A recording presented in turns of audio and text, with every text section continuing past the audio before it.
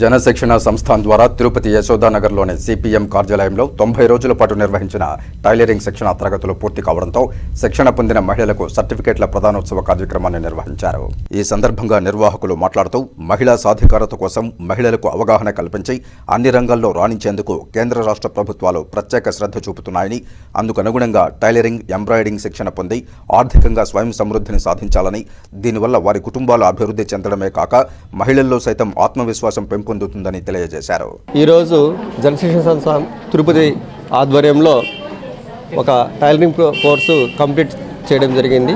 20 మందితో batch complete చేసి ఈరోజు వాళ్ళకి వ్యాలిడిటరీగా వాళ్ళకి సర్టిఫికెట్లు అందరికీ అందించడం జరుగుతూ ఉంది. మన రాష్ట్రీయ సేవా సమితి సంస్థ ద్వారా ఆల్రెడీ సంఘాలలో ఉన్నటువంటి ఆడవాళ్ళందరినీ కూడా మనము ఈ బ్యాచ్లో ఎన్రోల్ చేసి 240 గంటల సేపు మనము ట్రైనింగ్ ఇవ్వడం, ఆ ట్రైనింగ్ ద్వారా వాళ్ళందరికీ ఆన్లైన్ సర్టిఫికేట్లు కూడా ఇవ్వడం జరిగింది. స్కిల్ ఇండియా ప్రోగ్రాం ద్వారా మనము ఈరోజు వీళ్ళందరికీ కూడా NSQF 2 లెవెల్ ట్రైనింగ్ ప్రోగ్రామ్ని కంప్లీట్ చేసి సర్టిఫికేట్ ఇవ్వడం జరుగుతుంది. దాంతోపాటు మన రాష్ట్ర సంస్థ ద్వారా కూడా వాళ్ళకి కావాల్సిన పెట్టుబడులన్నింటినీ కూడా సంఘాల ద్వారా వాళ్ళకి మనము అప్పు కూడా అందించే అవకాశం ఉంది. సో ఈ మన సప్తగిరి నగర్లో సంబంధించినటువంటి పేద మహిళల్ని సంఘాలుగా ఏర్పాటు చేసి వారికి ఇక్కడ ఈరోజు రాష్ట్ర జనశిక్షణ సంస్థ ద్వారా శిక్షణ కార్యక్రమాన్ని టైలరింగ్లో అందించడం జరిగింది.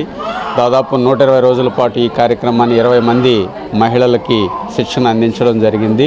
సో వారు కుట్టినటువంటి బట్టలంతా కూడా ఇక్కడ డిస్ప్లే కూడా చేయడం జరిగింది.